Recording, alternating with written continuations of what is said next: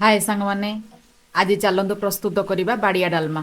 बाड़िया डालमा दरकार 2 कप हरड़ डाली, 2टा आलू, गोटे बैगण, फाळे अमृतभंडा, गोटे जह्नी आउ अल्प टिके बोईतालु, 2टा बड़ टमाटो कटा, 4टा सुखिला लंका, फाळे नड़िया कोरा, अल्प टिके अदा छेचा।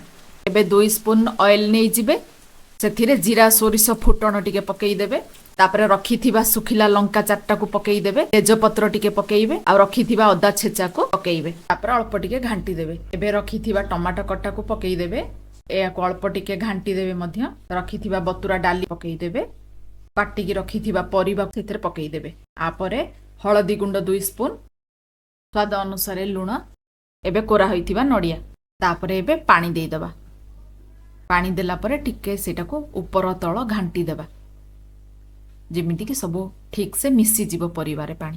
एबे शेष रे ढांकुणी देकी हमें बंद कर दबा 4टा हुइसिल हेबा पर्यंत। वर्तमान बाड़िया डालमार स्वाद बढ़ेबा पई आमे रखिथिबा जीरा धनिया गुंड को पकईकि टिके भाजी देबा।